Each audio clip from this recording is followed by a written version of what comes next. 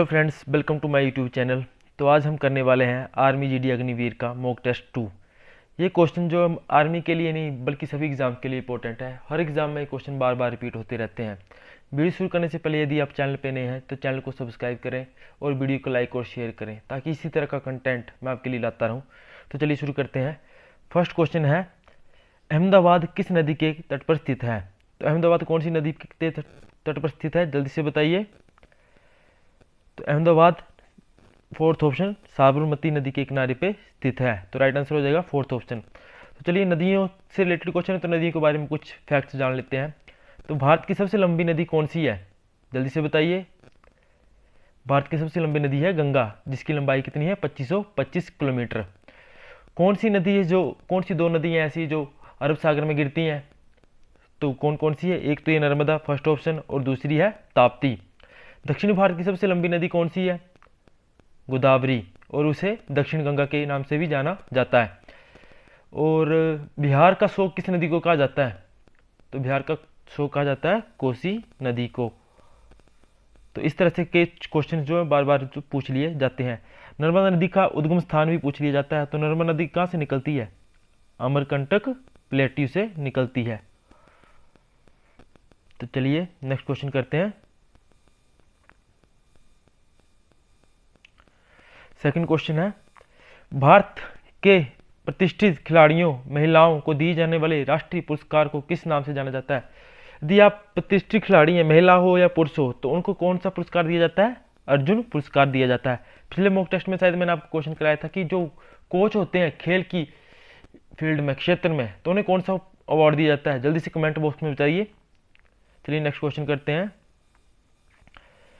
निम्नलिखित में से कौन सा राज्य वो है जो तमिलनाडु के साथ सीमा साझा नहीं करता है? तो इनमें से कौन सा ऐसा राज्य है जो तमिलनाडु के साथ सीमा साझा नहीं करता है? तो चलिए क्वेश्चन को जानने से पहले मैप की तरफ देख लेते हैं। ये देखिए, ये भारत का मैप है। तो यहाँ पर तमिलनाडु कहाँ पर है? ये देखिए, ये रहा तमिलनाडु। तो तमिलनाडु के साथ किस किस राज्य की सीमा लग रही है? आंध्र प्रदेश की लग रही है, कर्नाटक की लग रही है और केरला की लग रही है। बस इन तीन राज्यों के साथ तमिलनाडु किससे अपनी सीमा साझा कर रहा है? आंध्र प्रदेश, कर्नाटका और केरला। आपको भारत का मैप अवश्य याद होना चाहिए। आप कोई भी एग्जाम दे रहे हैं तो आपको भारत का मैप हमेशा याद होना चाहिए। भारत के मैप से बहुत से क्वेश्चन पूछे जाते हैं। कौन सी स्टेट के साथ सीमा साझा कर रही है, नहीं कर रही है, किस स्टेट का किस देश के साथ बॉर्डर लग रहा है या नहीं लग रहा है। तो इस तरह के क्वेश्चन बार बार पूछे जाते हैं। तो हमारा क्वेश्चन है, तमिलनाडु किस राज्य के साथ सीमा साझा नहीं करता है? तो यहाँ पर देख सकते हैं, आंध्र प्रदेश के साथ सीमा साझा कर रहा है, कर्नाटक के साथ सीमा साझा कर रहा है, केरला के साथ सीमा साझा कर रहा है। तो चलिए क्वेश्चन की तरफ बढ़ते हैं। यहाँ पर देखिए, आंध्र प्रदेश के साथ कर रहा है, केरल के साथ कर रहा है, कर्नाटक के साथ करता है, लेकिन किसके साथ साझा नहीं कर रहा है? तेलंगाना के साथ साझा नहीं कर रहा है। तो इसका राइट आंसर क्या हो जाएगा? Telangana first option. तमिलनाडु किसके साथ सीमा साझा नहीं कर रहा है? तेलंगाना के साथ। चलिए नेक्स्ट क्वेश्चन करते हैं।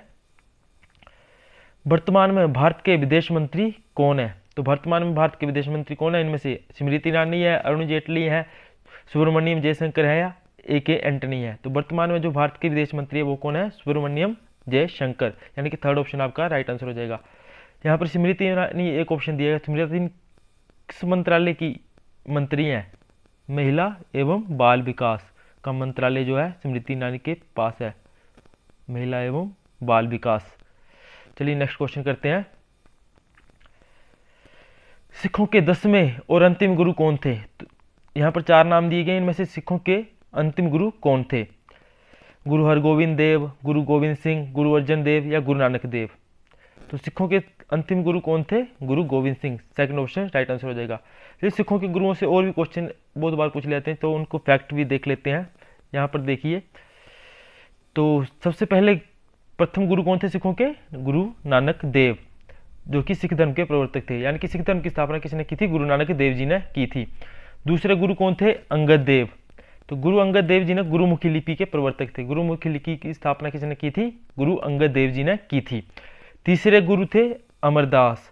तो गुरु प्रसार के लिए हेतु 22 गद्दियों का निर्माण किया था गुरु अमरदास जी ने। गुरु रामदास, अमृतसर के संस्थापक थे गुरु रामदास। ये क्वेश्चन बार बार रिपीट होता है कि अमृतसर के संस्थापक कौन थे? तो अमृतसर के संस्थापक थे गुरु रामदास, यानी कि सिखों के चौथे गुरु। गुरु अर्जन देव, सिखों के 5वें गुरु। स्वर्ण मंदिर की स्थापना, यानी कि जो गोल्डन टेम्पल है अमृतसर में, उसकी स्थापना किसने की थी? गुरु अर्जन देव जी ने। तो वो कौन से गुरु थे? सिखों के 5वें गुरु। इन दोनों क्वेश्चन में आपने कंफ्यूज नहीं होना है। अमृतसर की शहर जो है उसकी स्थापना की थी रामदास जी ने, और स्वर्ण मंदिर की स्थापना किसने की थी? अर्जुन देव जी ने। चलिए, छठे गुरु कौन थे? गुरु हरगोविंद। अकाल तख्त की स्थापना की थी गुरु हरगोविंद ने। हर राय देव जी ने उत्तराधिकार युद्ध में भाग लिया था। हरकृष्ण देव अल्पायु में मृत्यु हो गई थी। तेग बहादुर देव औरंगजेब द्वारा मृत्युदंड दिया गया था। और 10वें गुरु गुरु गोविंद सिंह, इन्होंने खालसा पंथ की स्थापना की थी। तो कुल सिख धर्म में 10 गुरु हुए थे। उनमें से इंपॉर्टेंट क्वेश्चन क्या है? ये 4 क्वेश्चन है मेन। सिख धर्म की स्थापना किसने की थी? गुरु नानक देव जी ने। अमृतसर शहर के संस्थापक कौन थे? गुरु रामदास। और स्वर्ण मंदिर की स्थापना किसने की थी? गुरु अर्जुन देव जी ने। और औरंगजेब के द्वारा किसे मृत्युदंड दिया गया था? तो गुरु सिख धर्म के 9वें गुरु तेग बहादुर देव जी को औरंगजेब के द्वारा मृत्युदंड दिया गया था। और खालसा पंथ की स्थापना किसने की थी? गुरु गोविंद सिंह ने। और अंतिम गुरु भी सिख धर्म के गुरु गोविंद सिंह जी ही थे। चलिए नेक्स्ट क्वेश्चन करते हैं। अंतर्राष्ट्रीय मुख्यालय का न्यायालय का मुख्यालय कहाँ पर है? तो अंतर्राष्ट्रीय न्यायालय का मुख्यालय कहाँ पर है? The Hague, Netherland. यह क्वेश्चन भी बहुत बार रिपीट होता है। अंतर्राष्ट्रीय न्यायालय का मुख्यालय के बारे में पूछा हमेशा जाता है, हर दूसरे एग्जाम में क्वेश्चन रिपीट होता है, तो ध्यान रहे इसका राइट आंसर है third option, the Hague, Netherland. चलिए नेक्स्ट क्वेश्चन करते हैं। प्रसिद्ध पुस्तक गीत गोविंद किसने लिखी थी? तो प्रसिद्ध पुस्तक जो गीत गोविंद वो किसके द्वारा लिखी गई थी? जयदेव के द्वारा लिखी गई थी। थर्ड ऑप्शन इसका राइट आंसर हो जाएगा। कालिदास की एक प्रसिद्ध पुस्तक है मेघदूत, ये भी बार बार एग्जाम में पूछी जाती है। तो कालिदास के द्वारा जो प्रसिद्ध पुस्तक थी वो कौन सी थी? मेघदूत। बाणभट्ट के द्वारा कौन सी लिखी गई थी? हर्षचरित। हर्षचरित, ये भी इंपॉर्टेंट है, कई बार एग्जाम में पूछ लिया जाता है कि बाणभट्ट के द्वारा कौन सी पुस्तक लिखी गई है? तो हर्षचरित। और कालिदास के द्वारा मेघदूत। और प्रसिद्ध पुस्तक गीत गोविंद किसने लिखी है? जयदेव ने। तो इस ऑप्शन का राइट आंसर हो जाएगा थर्ड ऑप्शन। चलिए नेक्स्ट क्वेश्चन करते हैं। राष्ट्रीय वैमानिकी प्रयोगशाला किस शहर में स्थित है? तो राष्ट्रीय वैमानिकी प्रयोगशाला कहाँ पर स्थित है? सेकंड ऑप्शन हो जाएगा इसका आंसर, बेंगलोर में स्थित है। चलिए नेक्स्ट क्वेश्चन करते हैं।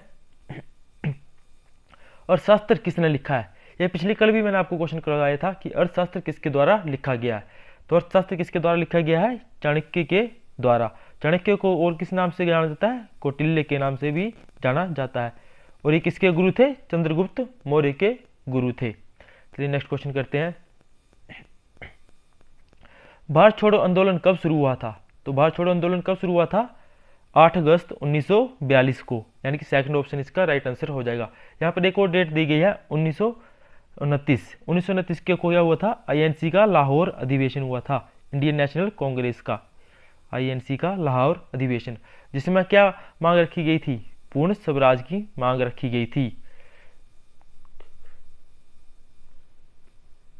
तो चलिए अब नेक्स्ट क्वेश्चन करते हैं। 11th क्वेश्चन आ गया है अब हमारा। जलियांवाला बाग किस शहर में स्थित है? तो जलियांवाला बाग किस शहर में स्थित है? तो सभी जानते होंगे जलियांवाला बाग किस शहर में स्थित है? अमृतसर शहर में स्थित है। सेकंड ऑप्शन इसका राइट आंसर हो जाएगा।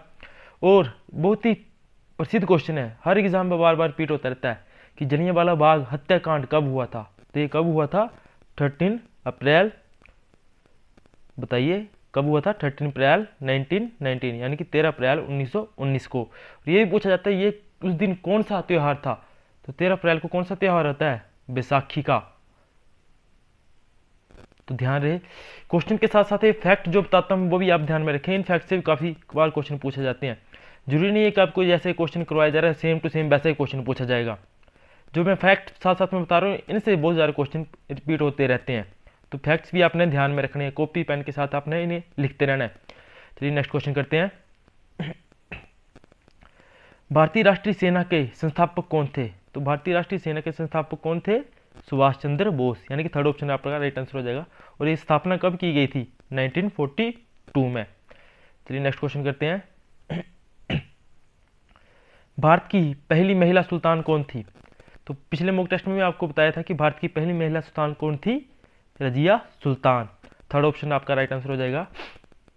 और रजिया सुल्तान किस वंश से संबंधित थी? गुलाम वंश से। चलिए गुलाम वंश से संबंधित कुछ क्वेश्चन कर लेते हैं, जैसे कि ये देखिए, मामलुक वंश भी कहा जाता है, गुलाम वंश की भी कहा जाता है। तो मामलुक वंश या गुलाम वंश की स्थापना किसने की थी? कुतुबुद्दीन ऐबक ने की थी। कुतुबुद्दीन ऐबक के बाद गुलाब वंश का राजा कौन बना था? आराम शाह। लेकिन आराम शाह क्या था? एक अयोग्य राजा था, काबिल राजा नहीं था, तो उसे इल्तुतमिश ने गद्दी से हटाकर खुद राजा बन गया। इल्तुतमिश ने एक लाल कपड़े पहनने की व्यवस्था चलाई थी, यानी कि न्याय मांगना हो तो आपको, तो आप लाल कपड़े पहनकर इल्तुतमिश के सामने जा सकते थे। और इल्तुतमिश ने अपने जीते जी ही रजिया सुल्तान को अगला सुल्तान घोषित कर दिया था, यानी कि इल्तुतमिश के बाद जो अगला सुल्तान बनेगा वो रजिया सुल्तान बनेगी। लेकिन जो चालीसा प्रथा थी, उन्हें जो एक औरत की गुलामी या औरत को सुल्तान के रूप में देखना पसंद नहीं था, इसलिए उन्होंने रुकनुद्दीन फिरोज शाह को राजा घोषित कर दिया। लेकिन रजिया सुल्तान जो थी वो लाल कपड़े पहनकर जो दरगाह के सामने बैठ गई, जिस कारण क्या उसे सुल्तान बनाना पड़ा। तो भारत की पहली महिला सुल्तान कौन थी? रजिया सुल्तान। चलिए नेक्स्ट क्वेश्चन करते हैं। नाभिकीय रिएक्टर में कठोर जल किस रूप में प्रयोग किया जाता है? तो नाभिकीय रिएक्टर में कठोर जल का प्रयोग कैसे किया जाता है? एक मंदक के रूप में किया जाता है।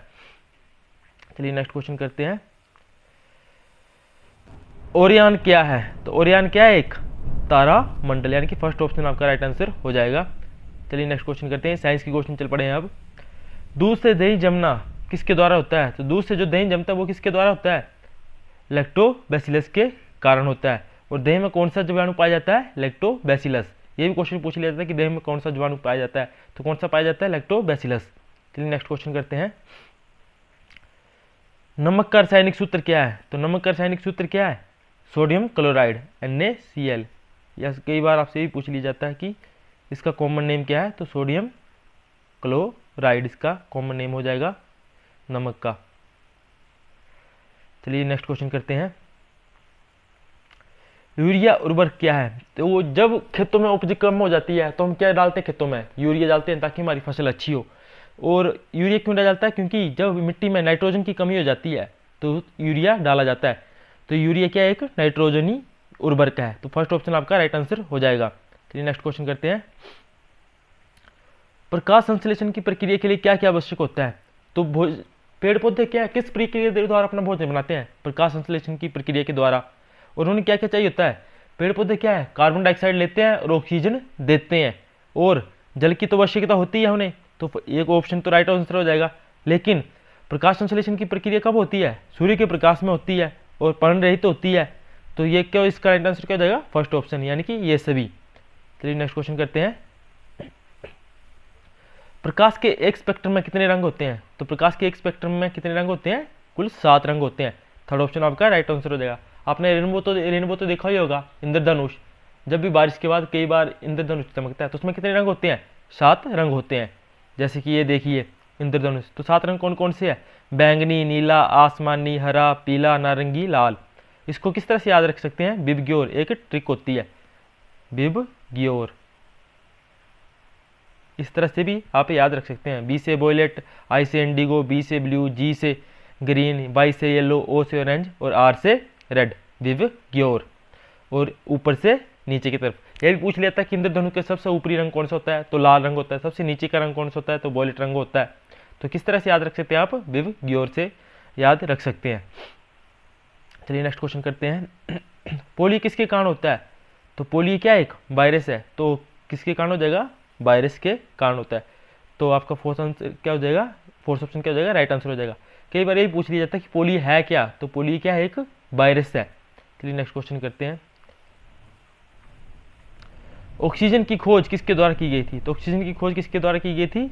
जोसेफ प्रिस्टली के द्वारा की गई थी। फोर्थ ऑप्शन आपका राइट आंसर हो जाएगा। और ग्राहम बेल ने किसकी खोज की थी? फोन की खोज की थी। और हम फोन पे जब भी उठाते हैं, फोन करते हैं, तो सबसे पहले क्या बोलते हैं? हेलो। और हेलो क्यों बोला जाता है? क्योंकि ग्राहम बेल की जो गर्लफ्रेंड थी उनका नाम था हेलो। तो उनको श्रद्धांजलि देने के लिए या उनको कुछ प्रेज देने के लिए उन्होंने ये कोड वर्ड रखा था कि जब भी फोन उठाएं या फोन करें तो सबसे पहले हम हेलो बोलेंगे। चलिए नेक्स्ट क्वेश्चन करते हैं। अम्ल वर्षा का क्या कारण है? तो अम्ल वर्षा का क्या कारण होता है? जब भी वर्षा होती है तो उस अम्लीय वर्षा होती है। बहुत समय बाद यदि वर्षा हो तो वो अम्लीय वर्षा होती है। या बहुत समय बाद यानी कि 3-4 महीने हो गए वर्षा हुए, तो वो उसके बाद क्या होती है? ज़्यादातर आसार होते हैं कि अम्लीय वर्षा ही होगी। और उसका कारण क्या होता है? मुख्य वायु प्रदूषण, यानी कि सेकंड ऑप्शन आपका राइट आंसर हो जाएगा। चलिए नेक्स्ट क्वेश्चन करते हैं। ये देखिए अम्लीय वर्षा। तो अम्लीय वर्षा किस कारण होती है, मुख्य घटक क्या होते हैं अम्लीय वर्षा के, नाइट्रोजन ऑक्साइड, नाइट्रोजन डाइऑक्साइड और सल्फर डाइऑक्साइड SO2।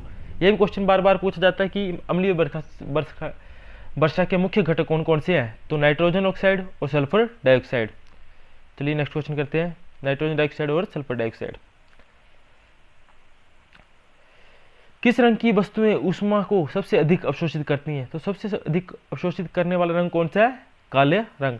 इसलिए सर्दी में हम चटक रंग के अंदर गाढ़े रंग के कपड़े पहनते हैं ताकि हमें गर्मी मिले और सूर्य की जो भी धूप है वो हम ज़्यादा अवशोषित कर पाएँ, जिसके कारण हमारा शरीर क्या गर्म रहे। और उसका उल्टा हम गर्मी में करते हैं ताकि जो हमारे कपड़े वो ज़्यादा हीट को ऑब्जॉर्व ना करें। और गर्मियों में कौन से कपड़े पहनते हैं हम, सफ़ेद रंग के, ज़्यादातर जैसे हल्के रंग के कपड़े पहनते हैं। तो कौन से, सफेद रंग के। और इस क्वेश्चन का राइट आंसर क्या जाएगा, सेकंड ऑप्शन। चलिए नेक्स्ट क्वेश्चन करते हैं, पिंडों के कंपन से क्या उत्पन्न होता है, जब पिंडों का कंपन होता है तो उससे क्या उत्पन्न होती है, ध्वनि उत्पन्न होती है। फोर्थ आंसर का राइट आंसर हो जाएगा। चलिए नेक्स्ट क्वेश्चन करते हैं, मृदा में पौधे उगाने के लिए क्या होना आवश्यक है। अभी थोड़ी देर पहले बताया कि फसल अच्छी कब होती है, जब मिट्टी में किसकी मात्रा अच्छी हो, नाइट्रोजन की मात्रा अच्छी हो। और उसके लिए क्या करते हैं हम, उर्वरक डालते हैं खेतों में। तो इस ऑप्शन क्वेश्चन का राइट आंसर क्या हो जाएगा, थर्ड ऑप्शन नाइट्रोजन। चलिए नेक्स्ट क्वेश्चन करते हैं, आयोडीन के अभाव से कौन सा रोग होता है। तो आयोडीन के अभाव में कौन सा रोग होता है, जल्दी से बताइए। फर्स्ट ऑप्शन हो जाएगा इसका राइट आंसर, घेंगा। तो आयोडीन की कमी के कारण कौन सा रोग होता है, घेंगा। और scurvy, beriberi rickets, vitamin की एक मैंने ट्रिक बताई हुई है, आप प्ले लिस्ट में जाएंगे तो जी के ट्रिक्स में जाना, आप वहाँ पर एक मैंने विटामिन की ट्रिक बताई हुई है। बीमारी से संबंधित, उनके नाम से संबंधित, आप आसानी से विटामिन की कोई भी क्वेश्चन गलत नहीं होगा आपका। और एक बार उस ट्रिक को देख लेंगे, पूरी वीडियो देख लेंगे, तो विटामिन से रिलेटेड आपका हर क्वेश्चन सही होगा। बहुत ही अच्छी ट्रिक बताई हुई है। तो स्कर्बी कौन सी विटामिन की कमी के कारण होती है, विटामिन सी से स्कर्बी। और बेरी बेरी कौन सी विटामिन की कमी के कारण होता है, विटामिन बी की। और रिकेट्स विटामिन डी की कमी से कारण होता है। यदि आपको वीडियो अच्छा लगा तो वीडियो को लाइक और शेयर जरूर करें। और ये विटामिन की ट्रिक आप जरूर देख लेना, प्लेलिस्ट में जाइएगा चैनल की, वहाँ पर जी के ट्रिक्स नाम का एक फोल्डर होगा, वहाँ पे आप जाकर देखना, वहाँ पे एक विटामिन ट्रिक्स की वीडियो होगी, जिससे कि आपका विटामिन का कोई भी क्वेश्चन गलत नहीं होगा। Thank you. आज का वीडियो यहीं पे समाप्त होता है। इसी तरह के कंटेंट मैं आपके लिए लाता रहूँगा, चैनल को सब्सक्राइब जरूर कीजिएगा। Thank you.